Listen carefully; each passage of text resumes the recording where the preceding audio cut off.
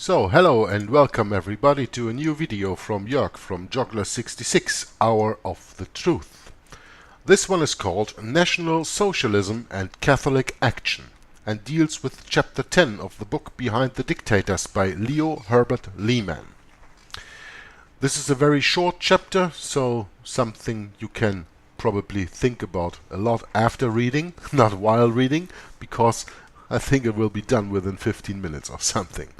But I don't include that into any other chapter because I'm really making a video chapter by chapter, so that it's always easy for you also when afterwards you look at this to find some things you just know, okay, this wasn't this chapter and that was in that chapter. Anyway, National Socialism and Catholic Action. Catholic Action, the crusade for Jesuit Catholic reform, has the following characteristics. First, its direction as laid down in Pope Pius XI's encyclical Quadragesimo Anno is explicitly entrusted to the Society of Jesus. Second, its aims are the extermination of the hated liberal spirit of the 19th century, the formation of a world crusade against socialism and communism, the success of the Counter-Reformation. Third, the means to obtain these ends are the annihilation of the old Catholic political parties which became impregnated with the democratic ideology and the purging of the secular clergy, the religious orders and the laity insofar as they persist in holding to non-Jesuit opinions in matters of ecclesiastical policy. And fourth, the most suitable political regime to assure the success of this crusade for Catholic reconstruction is the hierarchical, authoritarian form of the fascist state or of Nazi socialism. These were 4 points, and you can read them as I read them, or you can, as John Daniel put it in his book, The Grand Design Exposed, quote, the program of the Society of Jesus, the Jesuit order, the Church to rule the world, the Pope to rule the Church, the Jesuits to rule the Pope. Such was and is the program of the order of the Society of Jesus. And you can read that in John Daniel's book, The Grand Design Exposed, in chapter 6. Now, continuing in this book. The secular clergy of the Catholic Church in Germany and other European countries have always secretly fostered a democratic tradition, and for many years considered it their principal task to live in peace with Protestantism and the liberal institutions of the modern world. For this reason they constituted the chief obstacle in the way of the Catholic reconstruction movement initiated by the late Pope Pius XI. They were not friendly to the idea of the corporate state, to the plan of the New Crusade, which actually were World War I and II, and all the wars that followed and still follow today in 2016 and beyond, nor to the Vatican's aim to set up complete papal absolutism. Unlike the Irish-dominated clergy in America, the Catholic clergy of France and of Germany and other European countries have never fully identified the Pope himself with the seat of power in Rome. They acquiesced in taking their religion from Rome, but not their politics, nor in accepting the Vatican's direction of extra-spiritual matters in their respective countries.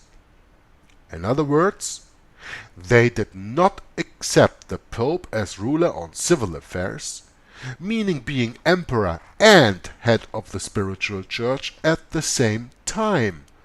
This is a remnant of the reformational thinking that has to be done away with, and they have to accept ultramontanism. Now, in modern times, the European Catholic clergy veered increasingly to the idea that it was advisable to encourage Christian tolerance and friendly relations with all religious sects, even with those who belonged to no church. What does Pope Francis teach today? Think about it. Many were persuaded that the day would come when all the Christian churches should be united on a basis of universal evangelical reform within the Catholic Church. Remember, this book was written 1942. 20 years later, this thinking was put into practice by the Second Vatican Council at the start of ecumenism and the further expansion of charismatics.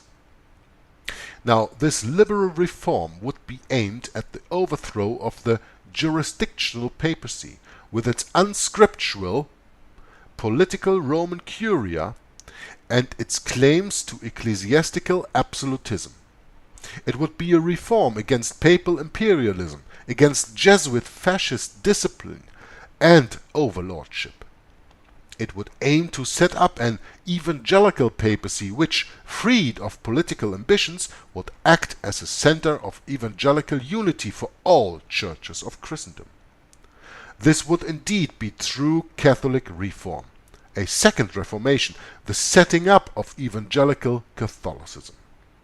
It would mean the purging of medieval accretions from doctrine and liturgy and, of course, the complete banishment again of the Jesuits from the Church and the world, as was accomplished by Pope Clement XIV in 1773. Now, I can't help but to make a comment here that you absolutely cannot reform the Roman Catholic Church, because the Roman Catholic Church comes out of Babylon and is the church of Satan, and you cannot turn Satan over to Jesus Christ. You cannot reform the church of Satan to become a church of Jesus Christ. You cannot make fire out of water. I mean, you can, but you understand what I mean. All such aims and plans for a liberal evangelical reform, however, fell within the explicit condemnations of religious tolerance and the liberal democratic idea by Jesuit-controlled popes during the past 150 years. The late general of the Jesuits, Worms, in his treatise on canon law, says, quote, and now listen carefully, this is very important. As concerns the relations of the Catholic Church with other religious associations, there is no doubt that all religious associations of unbelievers and all the Christian sects are regarded by the Catholic Church as entirely illegitimate and devoid of all right of existence. These organizations are formally rebels against the Church. As a consequence, he is in grave error who believes that the different religious sects, such as, for example, the Anglicans, the Lutherans, the Orthodox Catholics, constitute legitimate parts of a universal Church of Christ, universal Catholic, and that they are in some way collateral branches of the Catholic Church or sister churches. Unquote. This is important. And the Black Pope of that time, Worms, the late general of the Jesuits, that was probably the one who came before Lodorkowski, says here that as concerns the relations of the Catholic Church with other religious associations, there is no doubt that all religious associations of unbelievers and all the Christian sects are regarded by the Catholic Church as entirely illegitimate and devoid of all right of existence. Meaning, you can annihilate them. You can completely wipe them off the face of the earth. These organizations are formally rebels against the Church, the Roman Catholic Church. As a consequence, he is in grave error who believes that the different religious sects, such as the Anglicans, the Lutherans, the Orthodox Catholics, constitute legitimate parts of a Catholic Church of Christ, and that they are in some way collateral branches of the Catholic Church or sister churches. So what does this say then of Vatican II, where all these people he just summed up here are called separated brethren? It's just another kind of speak, but they still hold to the same thoughts. There are no separated brethren, whether you are Catholic or you are a heretic, and then you are devoid of all rights of existence, as he says here. That's the point that you have to understand. And Rome never changes. And something important like the Black Pope Worms said here still is today, always was, is today, and will be in the future official Jesuit policy. It is not because they changed the name of the office of the Inquisition to the office of the Congregation of the Doctrine of the Faith that they changed anything they are doing. They just changed the name, but it remains a slaughterhouse. And it will remain a slaughterhouse for real Bible-believing Christians. I find this a very, very important sentence, or few sentences, a little paragraph, that the former general of the Jesuits, Worms, in his treatise on canon law, stated here. And I will make sure that when I produce the video, I will put the statement in there that you can read it for yourselves. And otherwise, well, the link to the book to download it as a PDF from the internet is, as you know, provided in the description box of the video, so you can read it for yourself.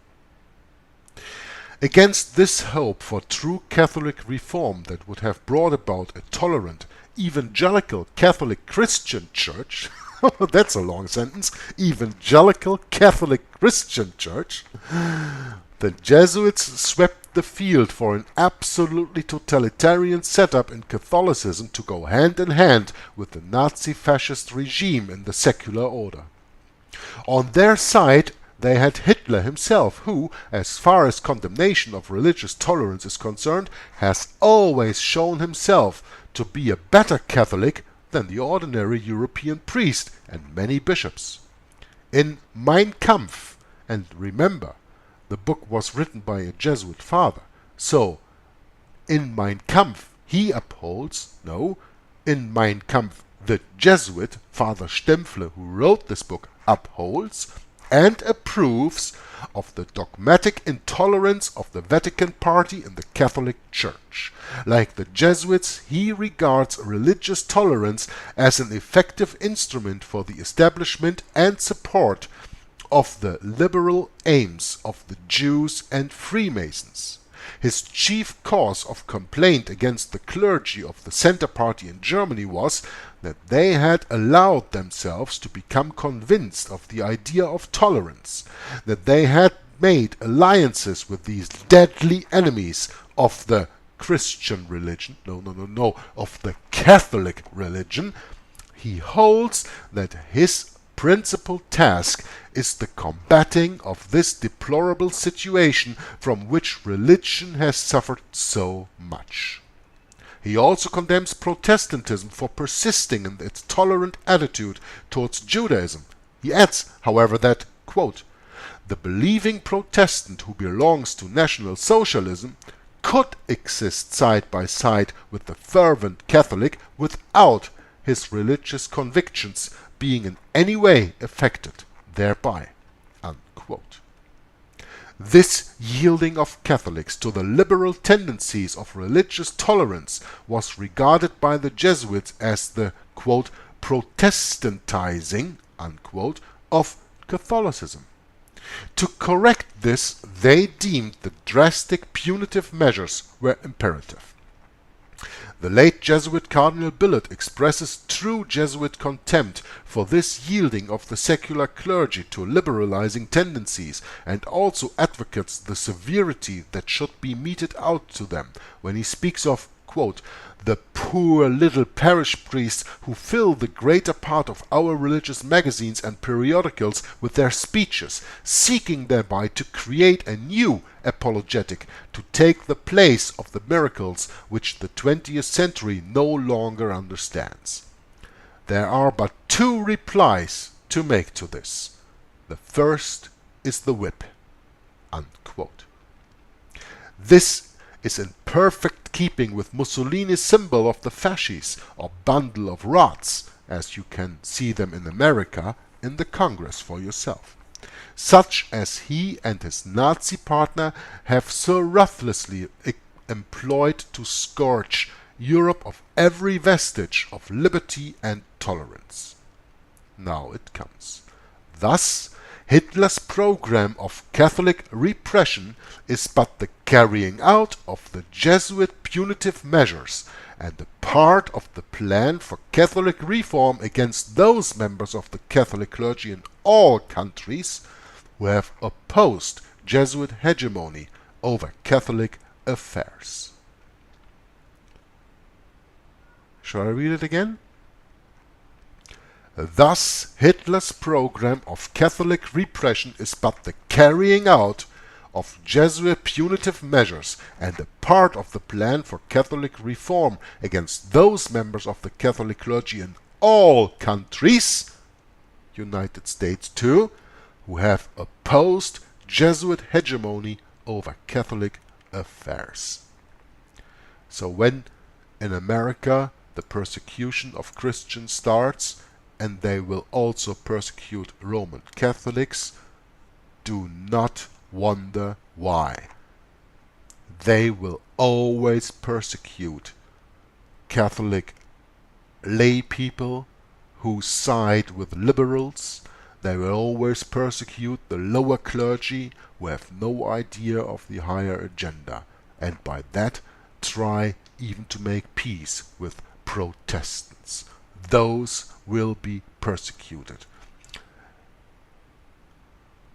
That's what this little last sentence actually says. Catholic action, like Nazi-Fascism, ostensibly started out as a crusade against godless communism, which, the Jesuits say, is but the radical application of the Protestant principle of the separation of church and state.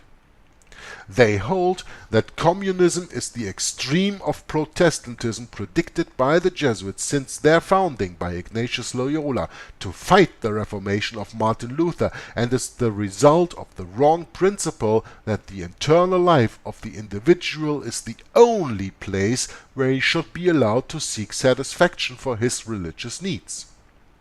The Jesuits therefore launched their new offensive, principally against Soviet Russia, the first country since the wars of religion that seriously threatened to undermine their work of counter-reformation. They have found it more menacing to their aims than Protestant England was in the 16th and 17th century. By completely separating the state from influences of all forms of religion, the communists have tried to make religion a purely private matter, and by this means to effect the complete liberation of the individual and the conduct of civil affairs from all ecclesiastical influences. Now I know it's longer than 15 minutes, I don't care. I have to make a comment here. They have found it more menacing to their aims than Protestant England was in the 16th and 17th centuries, by completely separating the state from the influence of all forms of religion. The communists have tried to make religion a purely private matter. Okay? Did you understand that well? Well, when you followed the news a little bit in 2016, you know that in Russia, which is so-called not communist anymore, there is now a law out that you are not allowed to proselyte without the church. That means whenever you try to convert somebody to Jesus Christ, to the real belief of the Bible, outside of the church, whether in your home or on the street or in any other meeting, whatever you do, or even on the internet, you are breaking the law. That's today, 2016. Russia, the first country to come out with punitive measures like this against proselyting outside of the church. And tell me, how can you, as a true Bible-believing Christian, proselyte outside of the church? Because you don't go to any church, because you know you are always visiting a temple of Satan, right? So in Russia, you cannot proselyte, you cannot convert anybody to the Bible anymore. The Word of God is prohibited out of the churches in Russia today in 2016. This book, remind you, was written in 1942 and dealing with the communists who persecuted the Orthodox Church like hell and killed millions and millions of people in gulags and working camps and concentration camps. Stalin, actually, when you look up what all happened under Stalin, made Hitler a choir boy. You know? But that's never talked about. And Stalin was a Jesuit priest. So of course they had separation of church and state because they persecuted the church. There was no church in Russia. There was no church in the Soviet Union except for underground. And the only thing that was held up, well, that's because the Pope has because the Pope had his protective hand above them. To finish with the ecumenical movement, what the sword didn't do. And look today, how many true Bible-believing Christians you find in Russia. But hey, how many do you find in America? Really? To the Bible adhering Christians? All over the world? I would not say a handful.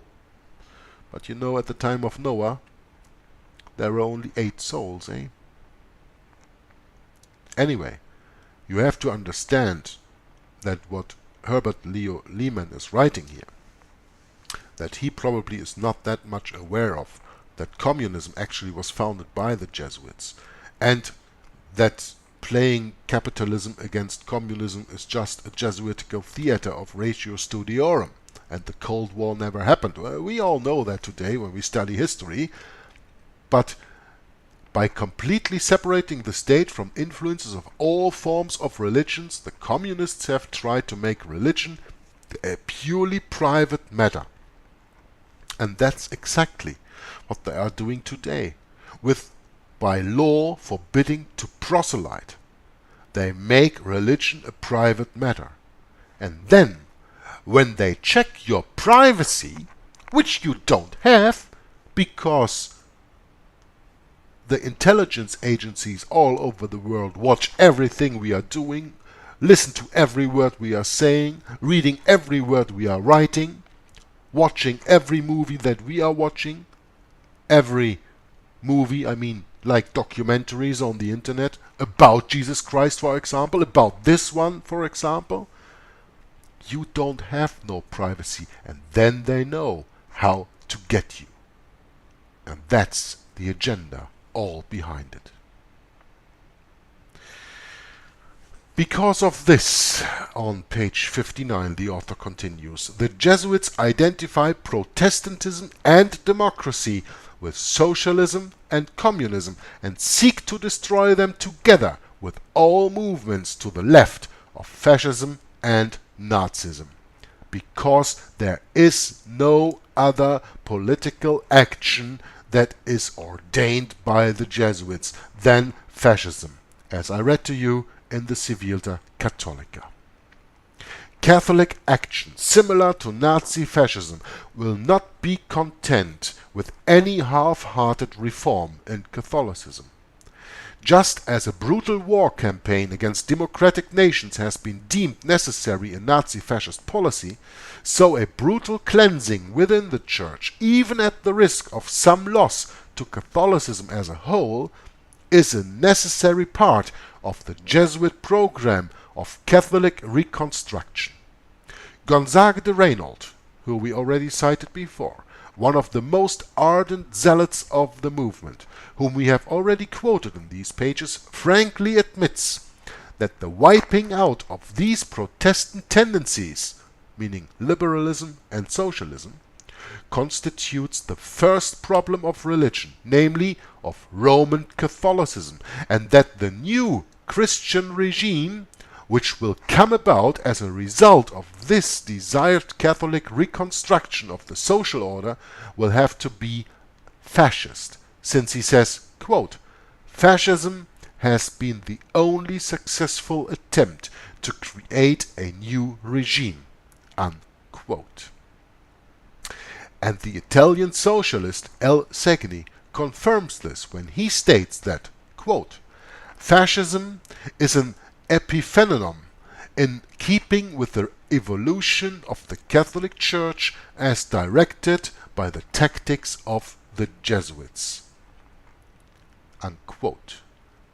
This is saying just the same as the Civilta Catholica, the house organ of the Jesuits, states, where we read, quote, "Fascism is the regime that corresponds most closely to the concepts of the Church of Rome." Unquote. That was chapter 10 of Behind the Dictators, called National Socialism and Catholic Action.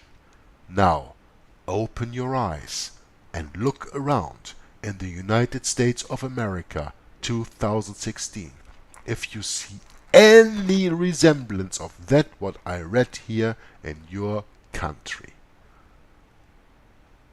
Well, if you don't want to see it, then of course you don't see it.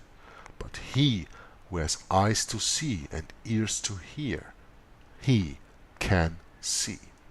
Therefore, always rely on the true Word of God, the 1611 authorized version of the King James Bible, your only guide through this world, and your only holdfast that you will have when, as they say, quote, "the shit hits the fan," unquote. Then at least you are prepared. Preparing doesn't mean to stock up with canned goods, ammunitions, and weapons. Being prepared means to put on the whole armor of God and his two-edged sword, the Word, the true Word of God, to fight with. That is a legitimate weapon we have here on earth. So, Joggler 66 from Hour of the Truth, signing off. God bless you all. Thank you for listening and watching. Until next time. Bye bye.